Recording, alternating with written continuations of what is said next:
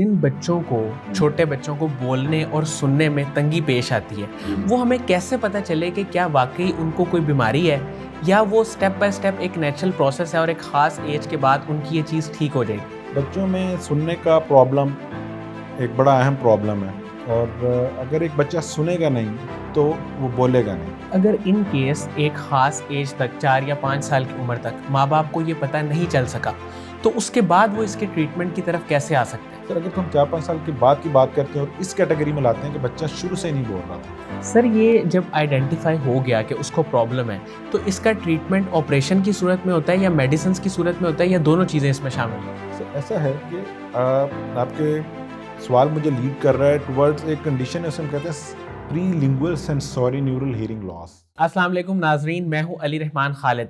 आज हमारे साथ डॉक्टर मोहम्मद अली रज़ा साहब मौजूद हैं। ये एक ENT स्पेशलिस्ट हैं और इसके साथ साथ बहुत अच्छे कैरियर काउंसलर भी हैं। हम इनसे जानते हैं कि बच्चों को क्या प्रॉब्लम्स फेस करनी पड़ती हैं और वो कौन सी ऐसी चीज़ें हैं जिनको माँ बाप छोटे बच्चों की अंडरस्टैंड नहीं कर पाते और जिनको करना बहुत ज़रूरी है। आइए इनसे मिलते हैं और जानते हैं कि इन मसाइल का हल कैसे निकल सकता है। बहुत बहुत शुक्रिया मोहम्मद अली रज़ा साहब, आपकी तशरीफ़ आवरी का।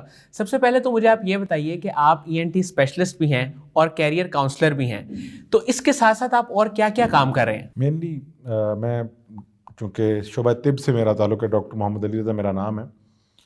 मेनली तो मेरा जो है प्रोफेशन वो ईयर नोज़ थ्रोट ही है, कान नाक गला, सर्जन एंड फिजिशियन।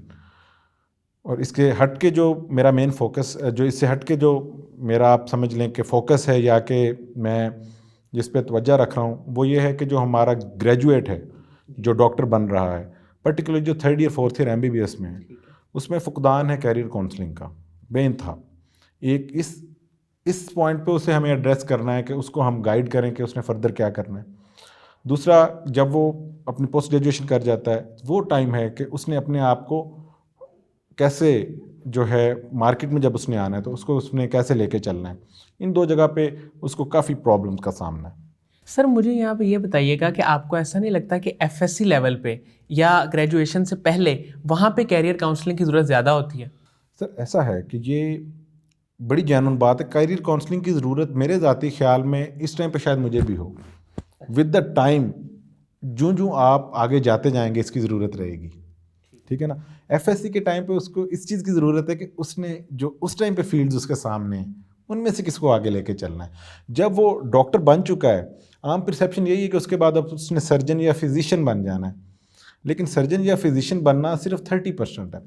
70% जो उसका जो सर्कल है उसको उसे पता ही नहीं है कि कहाँ कहाँ पे वो इसके अलावा फिट हो सकता है, जिसकी वजह से वो या तो अपना सारा जो है ज़ोर एनर्जी इन दो चीज़ों में लगा देता है, ठीक है ना। और वो जो चीज़ें हैं उनमें फिर आप ये समझ लें कि जितनी डेडिकेटेड बंदे की ज़रूरत होती है वो नहीं जा पाते हैं। सर, जिन बच्चों को छोटे बच्चों को बोलने और सुनने में तंगी पेश आती है, वो हमें कैसे पता चले कि क्या वाकई उनको कोई बीमारी है या वो स्टेप बाय स्टेप एक नेचुरल प्रोसेस है और एक ख़ास एज के बाद उनकी ये चीज़ ठीक हो जाएगी? बच्चों में सुनने का प्रॉब्लम एक बड़ा अहम प्रॉब्लम है और अगर एक बच्चा सुनेगा नहीं तो वो बोलेगा नहीं। इंसानी जिस्म को अल्लाह ताला ने 5 स्पेशल सेंसेस के साथ मुज़य्यन किया है, जिसमें से एक सेंस जो है समात की है।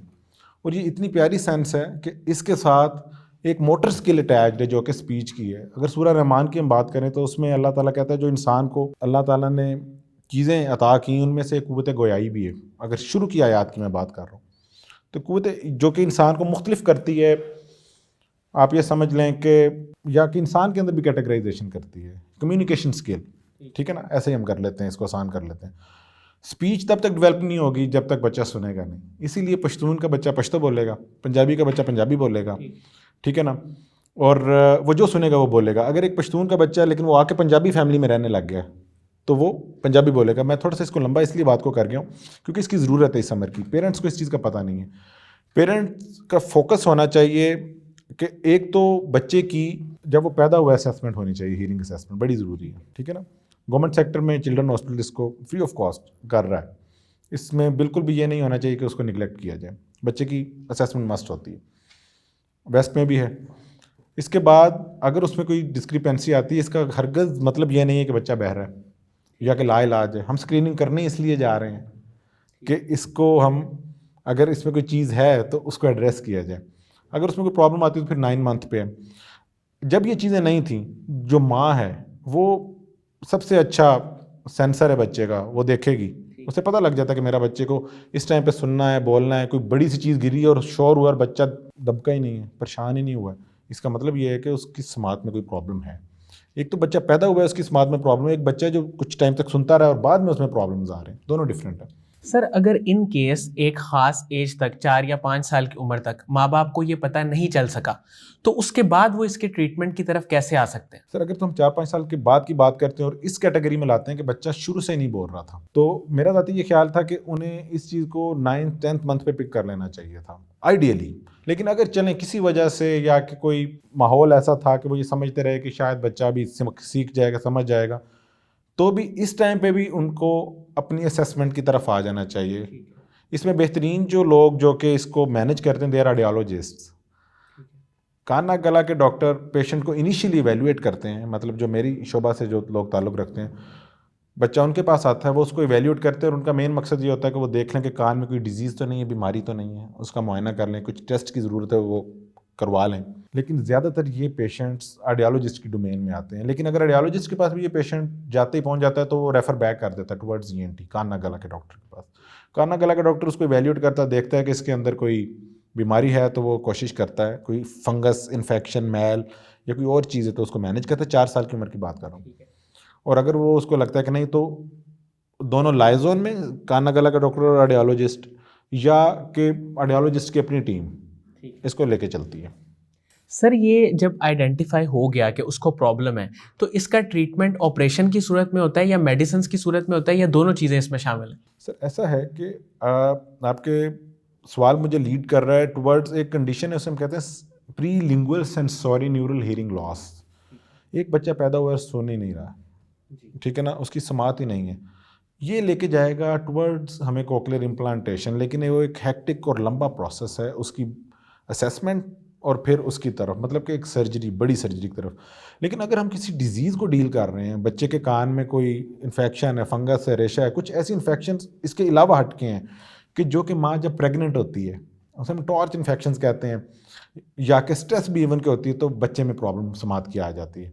बात का ये होता है कि बच्चा पैदा हुआ है और उसको ऑक्सीजन हाइपोक्सिया में चला गया है, मतलब कि बच्चा जल्दी रोया नहीं है, या किसी भी वजह से वो बाद में दाखिल रहा है हॉस्पिटल में, ICU में, और उसके ब्रेन में जितनी मिकदार में ऑक्सीजन जानी चाहिए थी वो नहीं गई है। ये भी एक रीज़न होती है। इसमें ज़्यादातर में फिर हमें सर्जरी की तरफ जाना पड़ता है। लेकिन अगर हमें कोई एविडेंस डिजीज़ की मिल जाए मिडल ईयर में, कान के दरमियानी हिस्से में, बाहर वाले हिस्से में, या कि ब्रेन की तरफ अंदरूनी हिस्से में, तो फिर उसको बाद कान नाक गला, बाद न्यूरो सर्जन, बाद पीडियाट्रिक न्यूरो सर्जन, और मतलब ये एक एज अ टीम वर्क है। ऑडियोलॉजिस्ट का इसमें एक की रोल होता है। सर, इसमें अगर कोई इन केस नहीं आइडेंटिफाई कर पाता प्रॉब्लम, तो इसका मैक्सिमम नुकसान क्या हो सकता है? अच्छा, इसमें मैं एक चीज़ कोट करूँगा, मेरे से गलती ना हो, जब ये मिलीनियम 2000 आई थी, जब ये चेंज हुआ था 1999 से आगे, तो कहते हैं कि जो इस मिलीनियम की, पिछली मिलीनियम की जो सबसे अच्छी डिस्कवरी है ना, दैट इज़ कोक्लियर इम्प्लांट। अच्छा, गोरा तो ये कहता है कि जी ये मतलब कि वो उसमें कलाबे मिला देता है ज़मीन आसमान के। मैं अगर मुसलमान होकर बात करूँ तो मैं ये कहूँगा कि ये ऐसा ही एक डिवाइस है जो अल्लाह की मर्ज़ी के बाद इंसान को सुनने की मौका दे देता है। तो बेसिकली जो पूरा 1000 साल गुजरे, 1000 से लेके 1999 तक, उसकी अगर कोई बेस्ट इन्वेंशन है, डिस्कवरी है, इन्वेंशन, ठीक है ना, या डिस्कवरी है, तो वो कोक्लियर इम्प्लांट है। मतलब इसकी इतनी बड़ी वैल्यू है। अभी आपका जो क्वेश्चन था कि अगर बच्चा नहीं सुनता है तो मैक्सिमम कहाँ तक लॉस होएगा, आप ये समझें कि वो अपनी 2 मेन ताकतों से महरूम हो जाएगा, ज़ुबान की और कान की।